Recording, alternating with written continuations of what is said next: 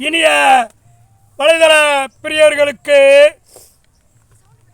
இந்த வாரம் பெரும்பாலும் மதுவை பற்றியதாய்தான் எழுதி வந்துள்ளேன். அந்த வகையில் இந்த கவிதையும் மதுவை பற்றியது. இதன் தலைப்பு தேவையில்லை சூரிய நமஸ்காரங்கள். தலைப்பு தேவையில்லை சூரிய நமஸ்காரங்கள். எதன் பொருட்டு தேவையில்லை சூரிய நமஸ்காரங்கள் என்பதை இக்கவிதையின் முடிவில் அறிக. மதுவை குடிக்க பழகியதால் இல்லற வாழ்க்கை விலகியது. மனிதர்களும் இளைஞர்களும் மதுவை குடிக்க பழகியதால் இல்லற வாழ்க்கை விலகியது. பெண்களின் மனம் இதன் பொருட்டு புழுங்கியது. பெற்ற மனமும் அழுகியது. பெண்களின் மனம் புழுங்கியது, பெற்ற மனமும் அழுகியது. மதுவால் கிராமங்கள் தோறும் தினம் தினம் விதவை கோலங்கள் பெருகி வருகிறது.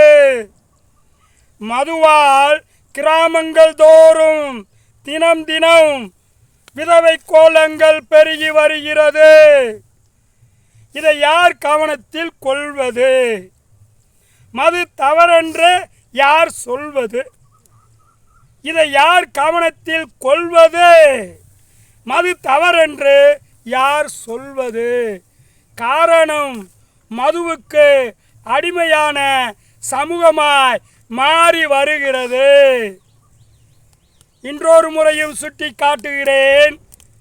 மதுவுக்கான எதிர்ப்புகளை இளைஞர்களும் சமூகமும் முன்னெடுத்து செல்வதில்லை.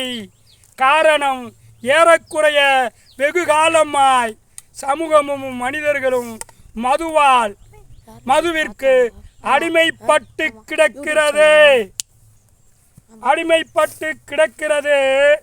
அதன் பொருட்டு யார் கவனத்தில் மதுவை கொள்வது? மது தவறென்று யார் சொல்வது என்ற கேள்வியை உங்களிடம் நான் வைக்கிறேன். பெண்களுக்கும் வேண்டும் கவனம். தவறினால் அவர்களுக்கும் நேரும் மரணம். பெண்களுக்கும் வேண்டும் கவனம். தவறினால் அவர்களுக்கும் நேரும் மரணம்.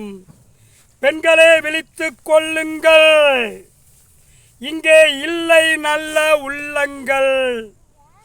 பெண்களே விழித்துக் கொள்ளுங்கள், இங்கே இல்லை நல்ல உள்ளங்கள்.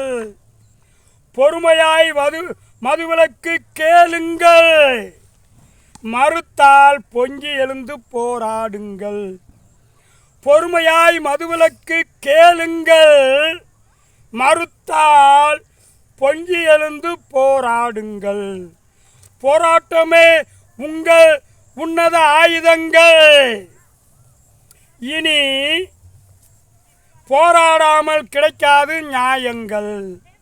போராட்டமே உங்கள் ஆயுதங்கள். இனி போராடாமல் கிடைக்காது நியாயங்கள். மனம் பட்டவரை போதும் காயங்கள். இனி சிங்கமாய் எழுந்து போராடுங்கள். மதுவால் மனம் பட்டது போதும் காயங்கள். இனி சிங்கமாய் எழுந்து போராடுங்கள். கணவன்மார்களை காத்து கொள்ளுங்கள்.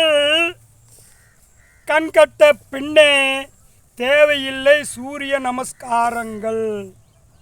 உங்கள் கணவன்மார்களை மதுவிலிருந்து காத்து கொள்ளுங்கள். கண்கட்ட பின்னே தேவையில்லை சூரிய நமஸ்காரங்கள். நான் 2 மாதத்திற்கு முன்னால் கண் அறுவை சிகிச்சை செய்ததால் உங்களை சந்தித்து ஏறக்குறைய 2 மாதங்கள் ஆகிவிட்டன. இந்த வாரத்திலிருந்து உங்களை சந்திக்கிறேன். இனி வாரம் வாரம் உங்களை சந்திக்க வருவேன். என்னுடைய எழுச்சி புரட்சி கருத்துக்களை உங்களிடம் பகிர்ந்து கொள்ளுவேன். சந்திப்போம் அடுத்த வாரம். நன்றி, வணக்கம்.